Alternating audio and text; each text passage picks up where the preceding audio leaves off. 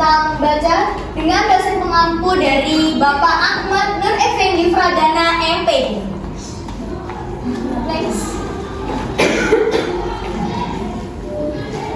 Nah, di sini ada Mas Raatul Ulia Faradila, kemudian Angelina Maulidia, Nabila Dian Wibowo, Imelda Dimayati, Fadila Indawati, Septi Maina, Insyirahul Awalia, dan Talita Laila Katurhada. Next. Yang pertama ada abstrak dari strategi menanamkan anak cinta membaca. Penanaman cinta membaca pada anak merupakan fondasi penting dalam membangun generasi literat dan berdaya saing.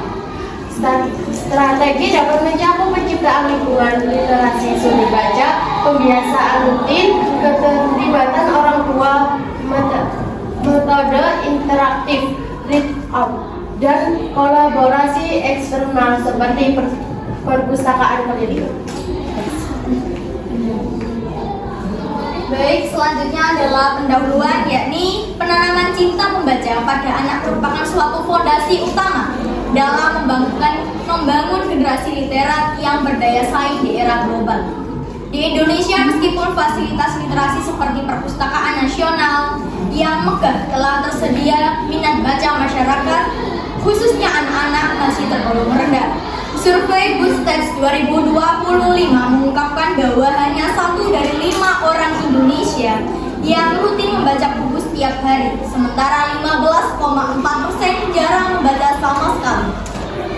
Data dari UNESCO bahkan mengungkapkan bahwa minat baca masyarakat Indonesia hanya 0,001%, yang berarti dari 1.000 orang hanya 1 yang gemar membaca.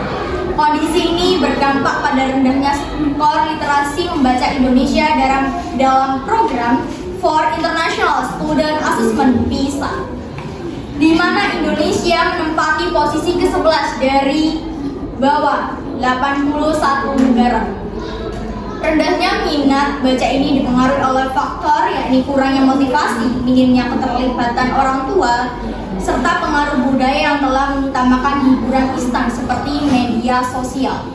Data BPS 2024 menunjukkan bahwa hanya sekitar 17,21% anak yang dibacakan buku cerita oleh orang tua dan 11,12% yang belajar membaca bersama orang tua. Hal ini menunjukkan perlunya strategi yang strategis melibatkan keluarga, sekolah, masyarakat untuk membangun membaca sejak dini. Yang pertama, peningkatan pemahaman siswa. Strategi yang efektif membantu siswa memahami materi. Pelajaran dengan baik, teknik pengajaran yang tepat dapat membuat konsep yang rumit menjadi lebih mudah dipahami dan diingat. Next. Lalu ada juga pengelolaan kelas yang lebih baik. Strategi mengajar yang efektif membantu dalam menjaga disiplin dan keteraturan di kelas. Guru yang mampu merancang dan menerapkan strategi yang tepat dapat menciptakan lingkungan belajar yang kondusif di mana siswa merasa aman dan termotivasi untuk belajar. Selanjutnya ada memenuhi kebutuhan beragam siswa. Setiap siswa memiliki gaya belajar yang berbeda. Strategi mengajar yang efektif memungkinkan guru untuk menyesuaikan metode pengajaran mereka agar sesuai dengan kebutuhan individual siswa, baik itu melalui pembelajaran visual, auditori, kinestetik, atau lainnya. Next. Strategi yang selanjutnya yaitu evaluasi dan umpan balik. Dalam menanamkan kebiasaan membaca pada anak, evaluasi dan umpan balik merupakan bagian penting untuk mengetahui sejauh mana strategi yang diterapkan berhasil. Evaluasi dapat dilakukan dengan cara melihat perkembangan minat baca anak, seperti seberapa sering anak membaca buku secara sukarela, jenis buku yang dipilih, kemampuan anak dalam memahami isi bacaan. Setelah evaluasi dilakukan, guru maupun orang tua perlu memberikan umpan balik yang bersifat positif dan membangun. Misalnya, dengan memuji usaha anak saat berhasil menyelesaikan buku atau memberikan saran ringan saat anak terlihat kurang tertarik. Umpan balik yang tepat akan memotivasi anak untuk terus membaca dan merasa dihargai atas usahanya, sehingga proses pembiasaan membaca menjadi lebih menyenangkan dan efektif. Dengan demikian, proses pembelajaran menjadi lebih adaptif dan hasil akhirnya lebih optimal. Selanjutnya pengembangan keterampilan kritis. Strategi yang baik tidak hanya fokus pada penyampaian informasi, tetapi juga pada pengembangan keterampilan berpikir kritis, pemecahan masalah, dan kemampuan analitis siswa. Ini penting untuk mempersiapkan siswa menghadapi tantangan di dunia nyata. Pentingnya keterampilan kritis, kemampuan berpikir secara jernih dan rasional, memahami hubungan antar gagasan serta mengevaluasi informasi dan argumen dengan objektif. Pentingnya keterampilan kritis untuk siswa SD, yaitu membantu anak berpikir logis dan memecahkan masalah, meningkatkan kemampuan membuat keputusan, membentuk pribadi yang tidak mudah terpengaruh hoax atau informasi menyesatkan, menumbuhkan rasa ingin tahu yang sehat dan mendalam. Strategi pengembangan keterampilan kritis anak SD yaitu 1. Pengembangan berbasis masalah, problem based learning. 2. Pertanyaan terbuka. 3. Diskusi kelompok.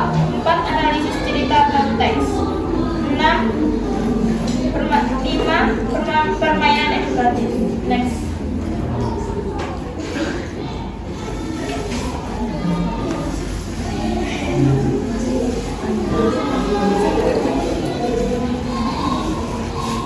Baik, dari presentasi kelompok saya bisa disimpulkan bahwasanya menumbuhkan budaya literasi pada anak sejak dini merupakan fondasi penting dalam mengembangkan kemampuan membaca, menulis, dan berpikir kritis yang berkelanjutan.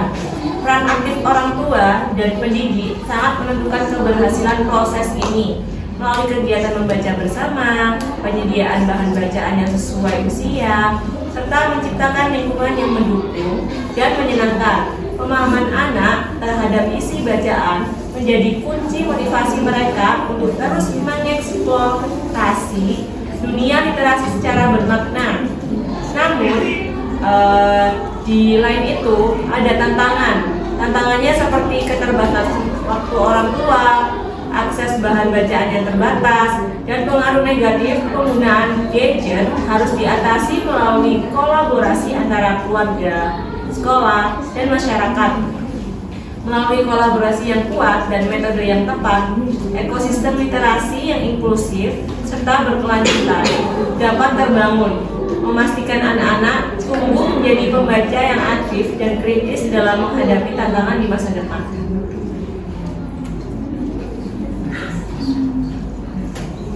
Baik, itu adalah presentasi dari kelompok kami.